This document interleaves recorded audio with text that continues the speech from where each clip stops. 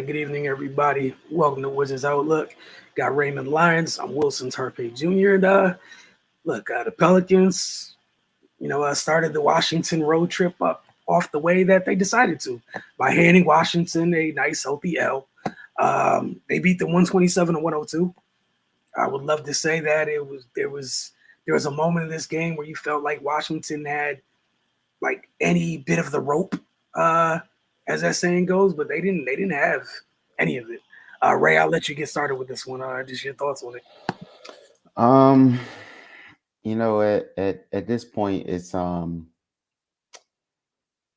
to get a little. I'm just going to say concerning because this is a trend now. We've seen this we've seen this play out for a few games in a row. Um, and they've been able to win one or two, but they're piling up losses. They were 10-3 at one point. Now they're 11-7, and the recipe for has pretty much been the same. Struggling from 3-point range, turning the ball over, and not defending as well as they were. When they were more successful. Um, they're putting people on the free throw line. There's miscommunication. There's people are missing their assignments, and while it's good that it's being acknowledged and people know what's going on, at some point you got to right the ship. And it's still early in the season. It's I'm not condemning them at this point, but you know, we keep saying after every loss, hey, just shake this one off. It's just one game. But if you say that 50 times, then it becomes a problem. So at this point they just gotta they gotta get out of this pattern and start to put together complete games, man. Like we haven't seen them be potent offensively in a while. Um, they'll dig themselves into these holes and then they'll storm back. But that's not a way to live, man. On a nightly basis. Um, you got to put some complete games together. We know they're capable because we've seen it on multiple occasions this season. Um, on both ends of the floor, to be perfectly honest. We've seen them be stout defensively, and we've seen them be sharp on the offensive end. Tonight, obviously, they were neither. They struggled in every area of the game, from shooting to defense, turnovers, to free throws. They missed 13 free throws tonight. That's a tough one to deal with.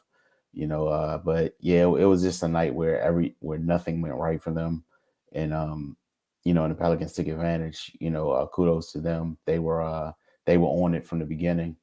They jumped out to a big early lead, and the Wizards they never delivered that punch that they normally have when they've fallen behind like this. So, and that's why we get the result that we got. But yeah, man, they just gotta look themselves in the mirror at this point and find what they had earlier in the season to kind of get themselves back on track. We keep saying it. The within the division is not a lot of room for error. Teams are on their heels, so every loss is that much more important. So yeah, man, they just got to get back on the winning track. They gotta put a solid game together. Get themselves some confidence. You can't keep going into film session the next day and going to practice. With a ton of things to correct that you did wrong. So man, they'll be back on Friday. Still on this 4-game road trip. Hopefully they can get it together. But yeah, man, this is not the time to be unraveling, because if you come out of this, 1-3 or 0-4, then things look a little bleak coming out the other side. So yeah, man, they just got to buckle down and get it together. The good thing is we know what they're capable of. Um, we've been saying we like the way this team is put together, and they're not even whole yet. So there is no cause for to kind of push the panic button yet. But yeah, man, they don't want this to continue to snowball, and then you got a situation on your hands. Yeah, no, I'm right with you. I felt like New Orleans, they came out and they set the tone from the opening tip. what type of night this was going to be, as they should being a home team. But again, this is a team with, I think the win tonight just gave them their fourth win of the season. So for Washington, for where you were going into this game, and you got another one of these type of games in terms of Oklahoma City. And obviously, we've mentioned in the past, you're not at the place where you're good enough to look past anybody, but I don't like the fact that as an away team with this many vets, that you came in and let a young team kind of just come in and set the tone and never really recovered from it. Like we saw the Pelicans set the tone, and then everything just went downhill. All the stuff the warts that we've seen, they were just on full display. And like Ray mentioned, yeah, it's not. No one's about to say like it's over for them or they throw the year away or their wins don't count. It's just this is the thing that the three of us have been concerned about, and even in wins at times, is taking care of the ball. It cost you in this game. That first half, they turned the ball over so much, and you gave a young team so much confidence. The Pelicans didn't even have to work that hard to score in the half court. They lived in transition for a good portion of it. And the other thing, one of the things they had that some of the teams, that Washington have been able to come back on, BI has success. Ingram had success against them earlier this season when they played. And I think Jonas Valanciunas had a double-double in the first half of this game. And that's one of the places, this Washington team is a little bit susceptible, is when teams come in with these really big, burly, skilled bigs. And, I'm not knocking, like teams like Miami or whatever, but there's a big difference between Bam, Dedmon, and the size of Jonas Valanciunas, which we saw tonight. You threw that thing down there, and it took a couple people. He was sealing two people at a time a couple times that he was down there, scoring in the post easily, and it got them going. And I was just impressed with what they did defensively. Obviously, it's one of those games for Washington. You just need to flush it. It's 82-game season, like Ray said. There's no reason to go crazy and, they stink again. No, let's take a deep breath. They earned the wins they got this year. But this is the other side of it. This is why we said, there's a cap on what they could be, and it depended on a couple things. And them kind of flirting with their not being super consistent with their identity. This is what happens when you're inconsistent. You turn the ball over. You're a team that needs to play defense for you to do what you need to do. And you didn't do either one of those, you weren't good in either one of those areas tonight.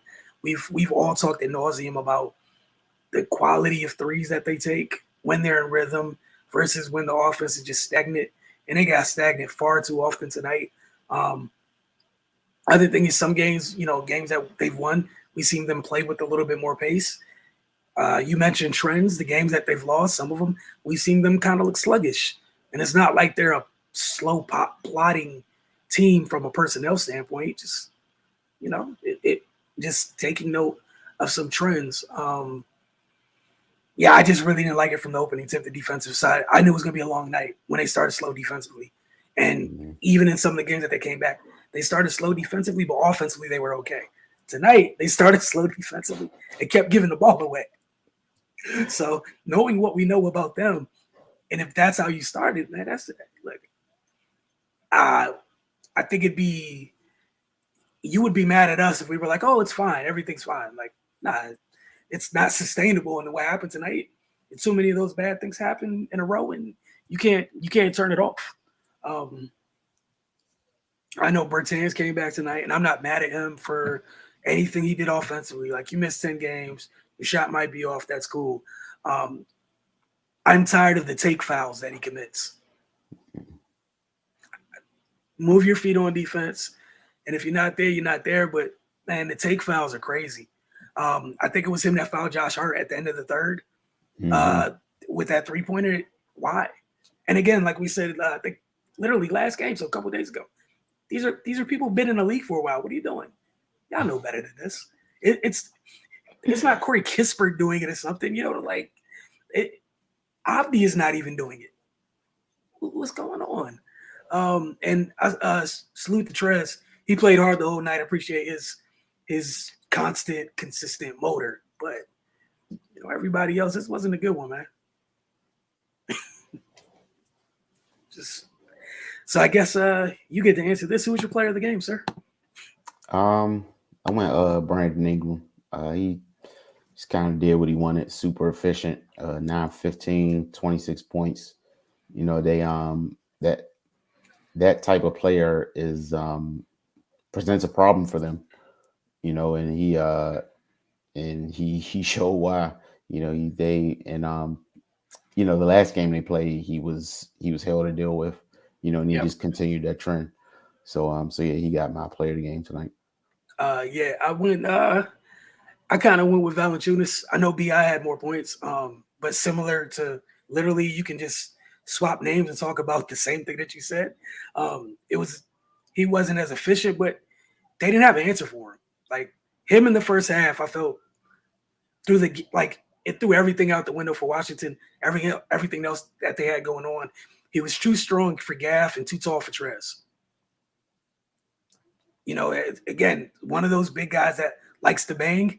This team doesn't have the personnel currently ready, and I'm not saying Thomas Bryant is the end all be all answer for any type of big, good center in this league, but you know, he's kind of he's kind of in a nice blend between the two that are available, and it would have been nice to have another center to throw at Jonas tonight, but I just felt like he really set the tone early, like a double double at the half. Like at the half, I think he had 15 and 10 at the half. He finished the game with 21 and 11. Like he did everything he needed to do, and from then, the floodgates were open. Everybody else joined the party. Like you mentioned, Bi was going. Bi is comfortable.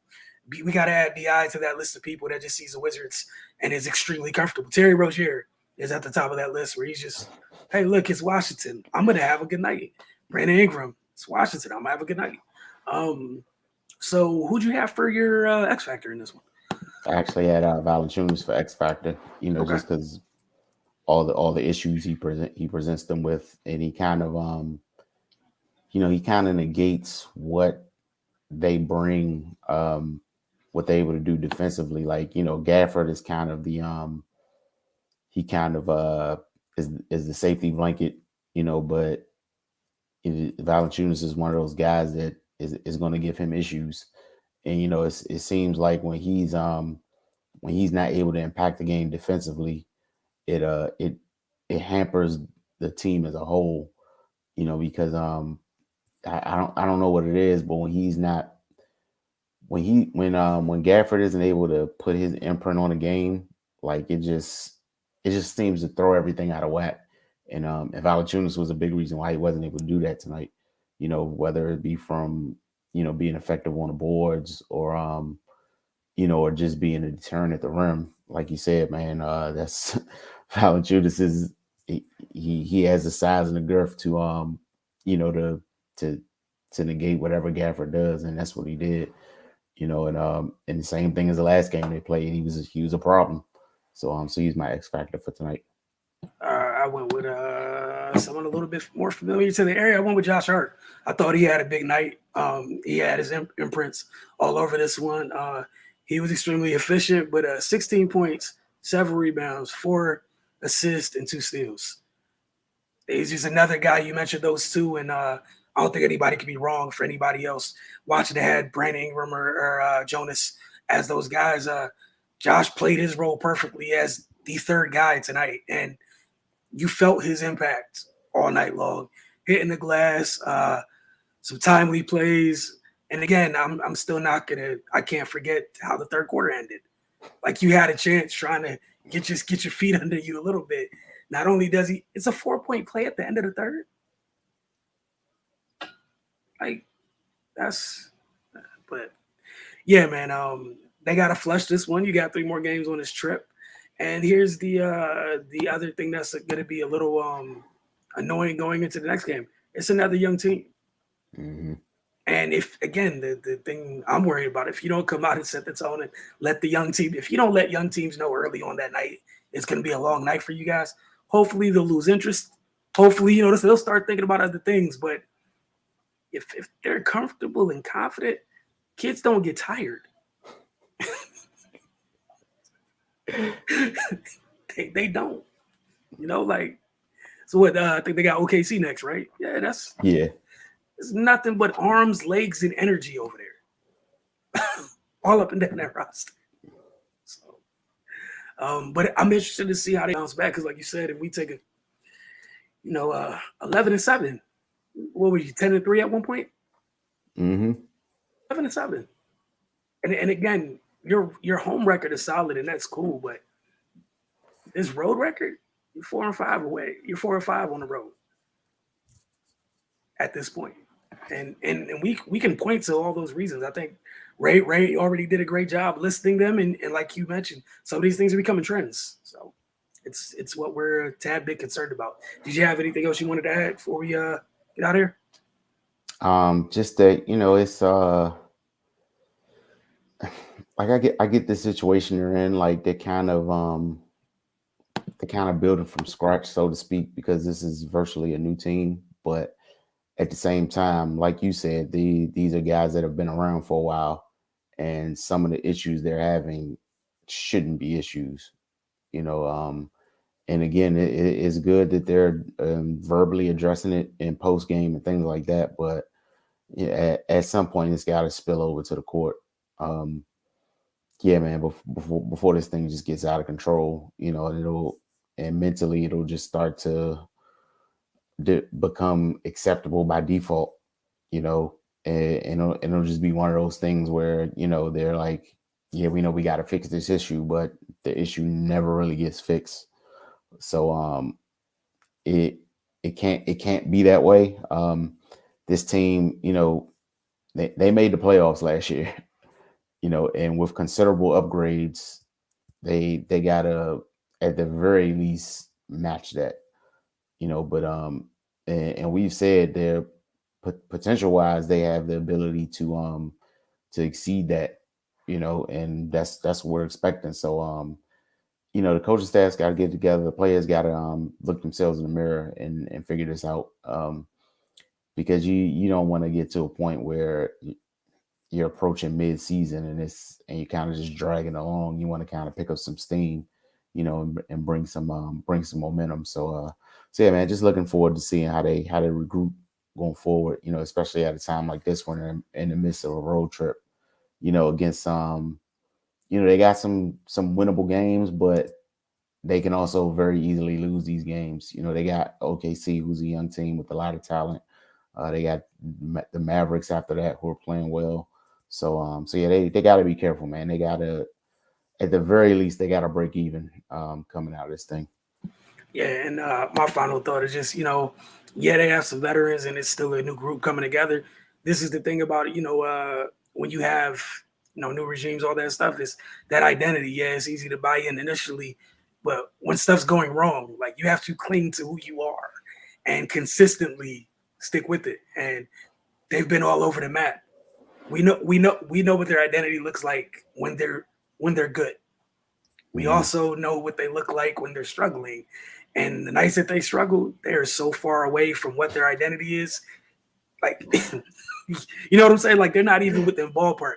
Right. I need you to get to the place where even if it's a bad night, like, you need to at least still be close to your formula because you know what it is now. Like, there's got 11 wins.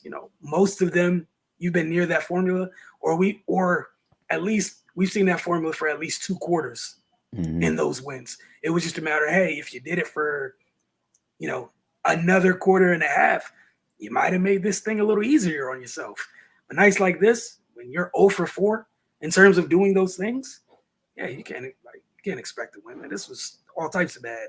They didn't do any of the stuff that you're supposed to play good defense. These are the things they have to do to give themselves a chance every night. Play good defense, not turn the ball over.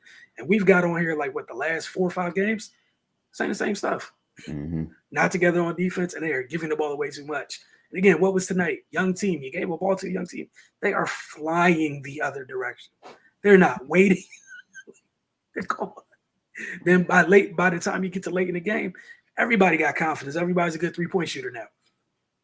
Like everybody Mm-hmm. on the Pelicans was hitting threes late because they got out running and comfortable early. But I hope you all have a great Thanksgiving. We'll see you guys Friday night. Have a good evening.